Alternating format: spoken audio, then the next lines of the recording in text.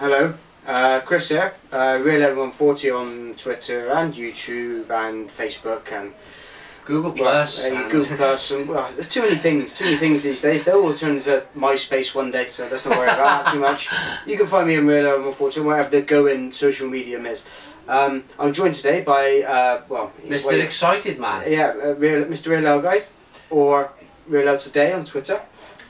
Well, I come into Chris's house today, and half an hour in, he said he got a couple of bottles of Stone IPA, and I was just turned into Mr. Excited Man today because let's whip those in there.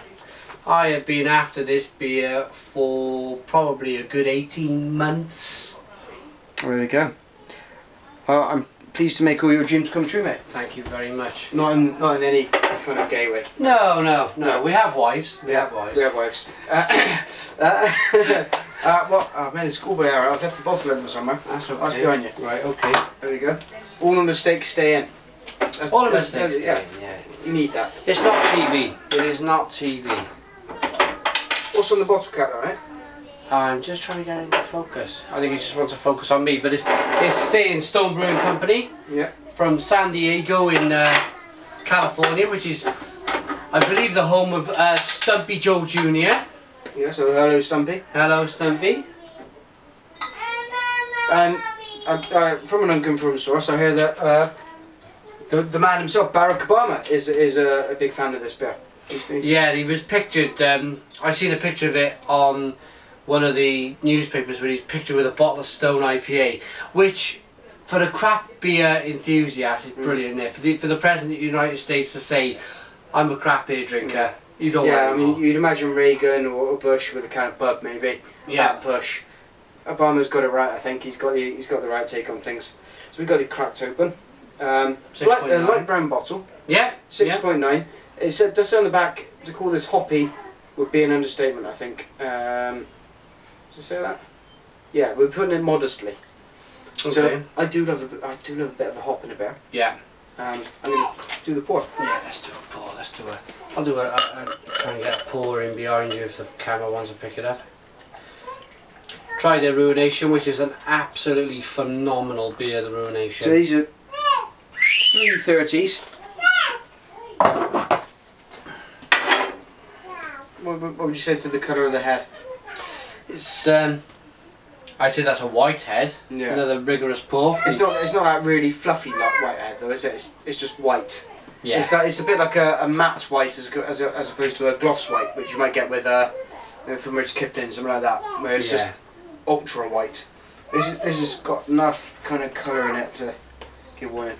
I've got probably a 2-finger head. You've probably got at least 3 fingers. Yeah. Captain Aggressive pour. Yeah. Turn upside down. Opposite the sun.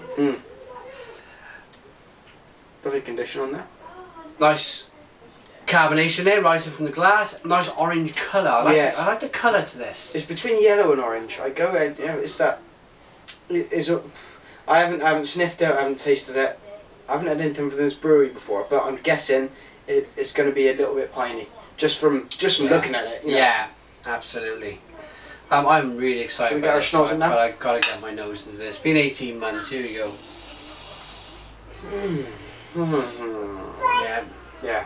All the way. I can tell you from the smell that this seems to me like it might be combining kind of the good things about, and again this is just conjecture from the smell. It's combining the good things from a film Rich Kipling with the good things about Sierra Nevada Torpedo. Can you see? Oh yeah. I can get the comparison straight away. Yeah. So you've got a touch of pininess, but it doesn't smell like it's going to be overpowering on that front. No. And you've got that fluffy white head, which is like the British kind of take on the American IPA. Whether we can call it that or not, I don't know. Because the Americans did their thing with the IPA, we brought it back and turned it into something different. Yeah. Is it any longer an American IPA, or is it a particular kind of... Maybe we need a new word. Yeah, I think it needs to be looked at. I think American IPA, they more or less invented it. They really funked it up, made it very, very different, and I applaud them for that. Absolutely. But now the world has really taken this style on. The British are coming. Quite. Yeah. Should we get our taste buds around this? Cheers. Thanks everyone. Cheers.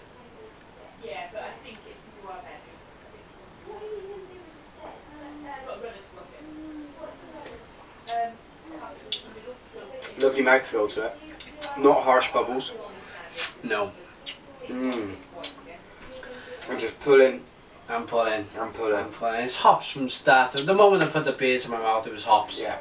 And then I just had this whacking great. Pulls your cheeks. Yeah. Oh. It's a cheek puller. It's really going for that. It was bitter right to the very end. But interestingly, and this is going to seem really staged. Genuinely, it's the first time I've had anything from these guys, and it isn't doing that piney thing. There's not like a massive pull of the piney sweetness that you get with some American IPAs. Yeah, yeah. It's not quite as on the burp. On the burp, you get the pine. Yeah. But in the mouthful, you get all that lovely hoppy sweetness. It's for me, it's like an ultra concentrated. It's very difficult to exactly say what it is, but the closest thing I get is like an ultra concentrated grapefruit juice. Yeah. It's like really. I had the white grapefruit rather than the ruby. And for the second, if you were to put it in seconds, it's a 30-second taste sensation. Yeah. If you were to try and put it, and more yeah, if you were to try and ask a food to do that, an actual, we got a knife and fork, you sit down, you want a food to last the flavour for 30 seconds in your mouth, you're not going to get that, are you? You're going to have to be Willy Wonka for it to happen. Yeah, exactly. And I think this is what is so special about this revolution that's going on. Oh, I've just left on the thing. Can you bear with us 2 minutes, lovely? Can we have a joke about this? Yes, if you give us 2 minutes, we'll come and see you now, alright? So, yeah, you wouldn't, like you say, even if you had a raw grapefruit, or even if you toasted it, which I quite like, you're not going to get that taste sensation that's going to keep on giving and giving. That's what the thing of craft is for me. They've designed something, they've made it. It continues to give, and they want it to be that way. Yeah. It's not just an accident. They don't just like bung some hops in the tub and bugger off for half hour. It's not how it works. For me, I like to compare a beer with a wine, even though it's completely different. I think for what did you pay for a bottle of this? £3-4? Yeah, something like that. £3 probably. £3 or £4 a bottle. I think it absolutely, for me, flavour-wise, rips wine to pieces. I know I'm being slightly controversial. If you like your wines, perhaps I should shut up. No. I think yeah, beer. I know, yeah, I'm a confirmed beer fan, but I've had my wine stage as well, and yeah, I think there's so much more variety you can get from beer in the same price range. Because once you get past somewhere between £5 and £10 on a bottle of wine, you're pretty much stuck with a certain group of flavours. And you know, with a beer, you'll be able to pick up a billion flavours off of between £2 and £3 for the same price. You know, it's a similar cost, but just such a varying experience. You could go out and get a bloody pint of Guinness for the same as it would cost you to buy this bottle. And let's be fair, Guinness doesn't taste how it used to. Guinness is Guinness now. I'm not really sure. I've never really drunk it. Yeah. So it's just not a thing. But yeah, don't get me wrong. It's not a straight comparison between the two. It's kind of, you know, this has come all the way from the New World, and it won't go into. Oh yeah, it's going into focus. It's come all the way from the New World. It's bloody lovely. There's people all over the world doing this stuff. There's people doing it from New Zealand hops, from New World hops. Yeah, this is. I don't know what's this. Is this Citra though? Doesn't say, does it? I think this is all the C's. Yeah. I reckon this is Centennial, Citra, Cascade. I think it's got the lot in. Yeah. A lot. I think this is, for me, I'm going to put my Palette and everything else on the line. And no, it's great. I think this is, I'm going to put my palette on the line. I've probably said it twice now, but this is better than Dogfish Head 60-minute IPA. I think the only thing I could have that compared to this would be the one that Birra del Borgo did with Dogfish Head. Yeah. And that has that clean kind of European IPA thing, but with the American kind of hits in there. It doesn't go big on the resin. Doesn't make you go.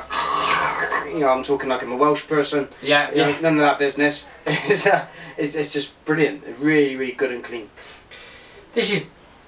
I think this is one of the best American beers I've ever tried. One of the best. I know they produce a lot of good beer, but I can understand why Barrack Obama would want to have this, you know, be pictured with this beer, because it's a work of art. Wine, I'd like to just touch on wine. I think we spoke about this a little bit earlier on, but once you get to a certain price with a wine, they all taste kind of the same. Yeah, but in that 5 to 10 barrier, it's all the same. That's but 10 quid. Whereas if you, and that's a 7.50 bottle, but if you were to spend 10 quid on 2 bottles of beer, which would get you the same amount of volume of liquid, it would you get a completely different experience every single time. And that to pick up something like this from America, all the way from UK to the UK for 3 quid a bottle. Yeah, amazing. Go out and try it. You have to go out and try it. Well, if you can, because I think Chris was one of the. I think this is the first time a beer review in the UK has reviewed Stone IPA. I think Chris is one of the lucky ones who have gone to slurp.co.uk to find a bottle. If you can go and check the website, there's still some available. Go and check it out. Yeah. Go and buy it. They're on Twitter if you want to see them as well. At Slurp Beer. So you can go and find that. Yeah, get in contact with them, see what's going on, see if they're going to get any in soon, because you really should. Yeah. Final thoughts on this, mate, for a rating? For me, final taste. I'm going to give this an all-out 10 out of 10. I think it's absolutely wonderful. Absolutely wonderful beer. Easily one of the best American IPAs I've ever tried. I can understand the hype. I've been after the beer for 18 months. It hasn't let me down in one bit. I'm glad, in a way I'm glad it's taken 18 months to get it, because it's just lived up to that hype. Yeah. If I waited 18 months and it went, oh, it didn't quite, it would be awful, yeah, but it has lived up to that hype. It's a 10 out of 10 beer for me. Well, take it away. For me, making that ever such a slight distinction between American IPA and what is a British IPA or whatever, this for me combines the best things of the good British American IPAs, of your Thornbridge Kiplings and those kind of things. You know, that's an NZPA, granted, but do you know what I mean? It's New World IPA, and you get some very good examples of that in the UK. For me, this combines the best bits of the genuine American stuff and the European stuff that is doing the same thing, because it's brought in all those amazing New World flavours that hasn't left me with a nasty, piney kind of thing going on. Yeah. It's just beautiful. I am slightly sad because I'm going to have to surrender something to the wife in a moment. Yeah. Otherwise she'll be really cross with me. Yeah, same me. Yeah. Same as me, yeah. So to see how tough the life we live is. We can have a last mouthful, can't we? Yeah, we can. Cheers, everyone.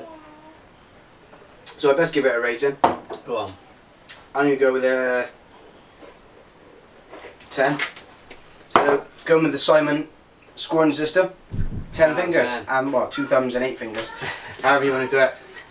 Anyway, thanks for joining, mate. Thank you, Chris. Yeah, pleasure to get you. Or for you to get me. Yeah, I got him. Yeah. Well, thanks for joining us, and cheers. Cheers.